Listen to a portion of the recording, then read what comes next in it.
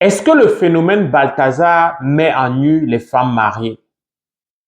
Ce fait d'actualité, de mon point de vue, remet en cause le contenu du concept de mariage dans nos sociétés africaines.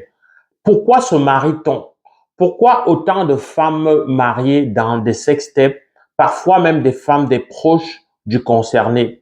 Pour toi qui ne sais pas, Balthazar, c'est un haut commis qui vient d'être démis de ses fonctions de directeur de l'Agence nationale des investigations financières au niveau de la Guinée équatoriale. C'est quelqu'un qui a, sur Telegram, des centaines de sextapes avec des femmes, soit des proches, des membres de famille, surtout de plusieurs femmes mariées, dit-on dans la vidéo. Alors, cette actualité-là, nous allons la traiter sous le prisme de la joute qui se vit actuellement sur les réseaux sociaux entre les femmes mariées qui se justifient d'un côté et ce qu'on appelle communément Tisa en Afrique. Alors, la vraie question, c'est pourquoi se marie-t-on? Quelles sont nos motivations?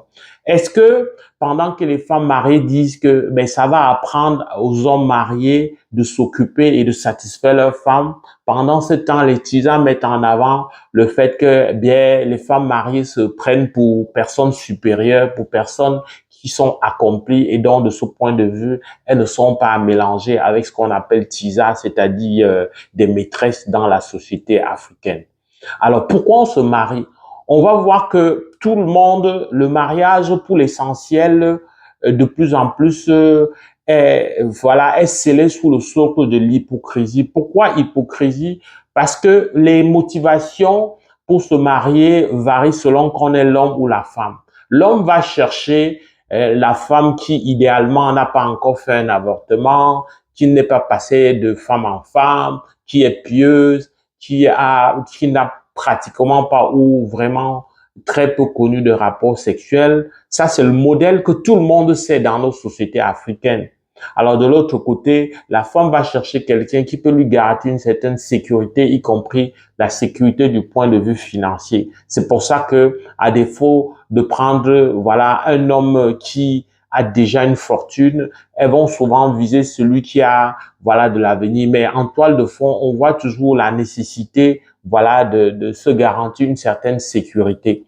Alors, quand dans le modèle de la société, quand c'est une règle non écrite, que l'homme cherche ce genre de femme, il faut pas s'attendre à autre chose. On va avoir malheureusement du simulacre, de l'hypocrisie. Toutes les femmes vont se mettre dans ce moule-là pour espérer être l'heureuse élue. C'est pour ça qu'on de plus en plus lors des célébrations de mariage, on va entendre des paroles du genre parler encore, etc., comme si c'était un trophée. En tout cas, c'en est un, parce que entre elles, les femmes, elles se comprennent, c'est un langage qui est connu. Alors voilà le modèle de notre société. Dans notre société, par notre manière de voir les choses, on oblige les femmes à, se faire passer pour celles qui ne sont pas, à se faire passer pour une femme correcte, pour une femme pieuse, pour une femme qui n'a pas des dérives, des problèmes de mœurs, etc.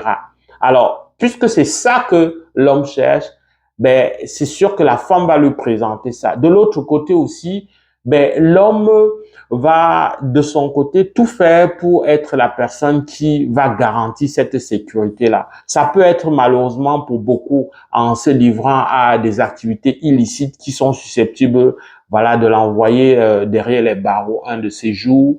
Ça peut être le fait pour lui, en tout cas, de prendre beaucoup de risques, mais ça peut aussi être tout simplement le fait pour lui, s'il est déjà fortuné, de continuer à travailler fort, de redoubler d'ardeur pour toujours être à la hauteur de la relation. Donc, tu vois que d'une part et l'autre, on n'a pas posé la question fondamentale de quelle est la considération que l'un a pour l'autre? Est-ce qu'ils ont bâti leur relation sur un socle de relations, de complicité où la communication passe, où les valeurs sont partagées? Parce que c'est sûr que si vos valeurs ne sont pas partagées, ça va être seulement un problème remis à demain. Et lorsque je parle de valeurs ici, ça fait intégrer la dimension de la famille. C'est quoi les éducations qu'on a reçues? Alors, malheureusement, de famille en famille, ça se ressemble. Donc, dans les familles, selon que c'est notre fille ou notre personne qui se marie, on va être plus exigeant au futur gendre et on va donc planter le décor, voilà, de cet aspect matériel de la relation. Alors, de l'autre, si c'est plutôt un membre de la famille qui est l'homme et qui s'en va chercher, on va solliciter plus de générosité, etc.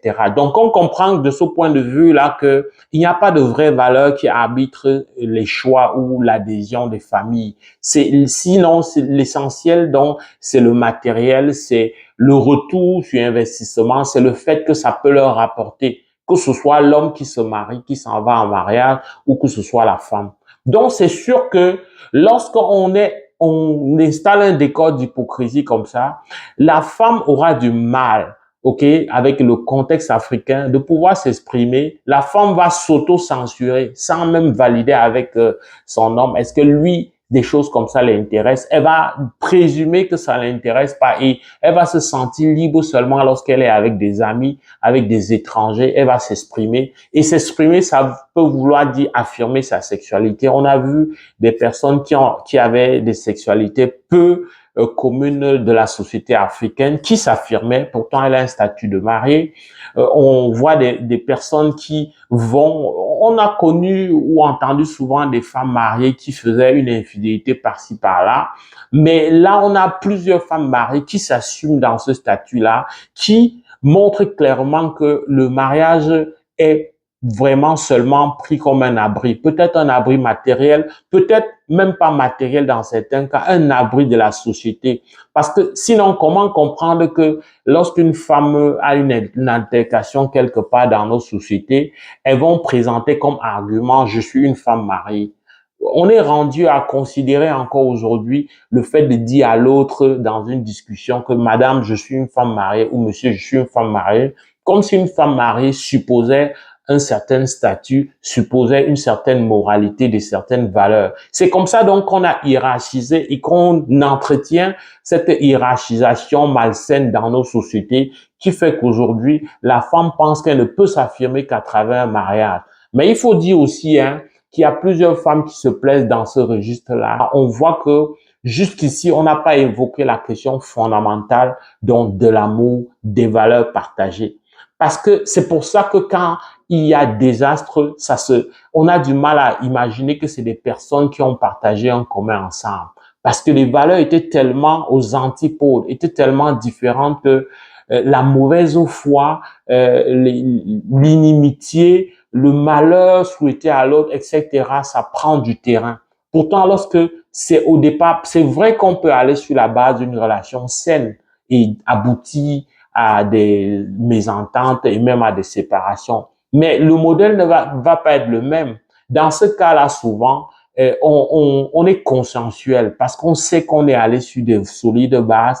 Même en cas de désaccord, on est consensuel. On a tendance à comprendre l'autre, à accepter la différence et à accepter la situation. Donc, le fait de dire pour certains que les hommes doivent satisfaire, c'est peut-être vrai, mais c'est aussi que est-ce que le point de départ était déjà sur des bases solides? C'était quoi les motivations? C'était juste un jeu de chat à la souris où chacun avait ses intentions qui étaient tout sauf le véritable amour. C'est pour ça que la communication, communiquer n'est pas nécessairement se parler, communiquer c'est aller avec de la bonne foi, avec l'idée que l'autre veut du bien. Si ça va dans ce sens-là, c'est sûr que les problèmes vont être réglés. C'est sûr qu'il y aura moins de tabous de parler du sexe, d'affirmer sa sexualité. C'est sûr qu'il y aura moins de propension donc à aller dehors. Aller dehors, c'est valable pour l'homme, c'est valable pour la femme. Donc, lorsque ce socle-là, ces fondamentaux-là ne sont pas suffisamment consacrés, ne sont pas respectés, c'est sûr on va connaître, voilà, une escalade de tout ce qu'on vit comme problème de mœurs. On va de plus en plus entendre qu'il y a plus de femmes mariées dans des activités d'infidélité, qu'il y a plus d'hommes qui se passent pour être des gigolos. Le fait de se donner, voilà, le tort d'une part ou d'une autre, c'est fondamentalement parce que le départ est faussé, c'est fondamentalement parce que nous ne faisons rien pour améliorer, pour évoluer, pour être ouvert et comprendre que le problème est plus profond et que les individus qui commettent ça ne sont que des victimes d'une société qui a bâti un modèle dans lequel, voilà, tout le monde s'enfonce, tout le monde est à l'étroit. Donc, le candidat-on, l'image de la société prend tellement de place sur notre bonheur personnel, sur nos valeurs personnelles, que les phénomènes comme Balthazar existent et vont malheureusement continuer à exister. Donc voilà la contribution, ce que je voulais t'apporter et te proposer, cet angle de réflexion sur la question de Balthazar. Très loin de moi de commenter le voyeurisme et de tout ce qu'il y a comme autre aspect ou angle de réflexion de cette vidéo. J'espère que ce partage t'a plu. Si c'est le cas, like, partage, fais savoir au plus grand nombre. Abonne-toi si tu es nouvellement arrivé sur cet espace. Avec beaucoup de plaisir, on va se retrouver dans le cadre d'une prochaine vidéo. Porte-toi bien. Boula!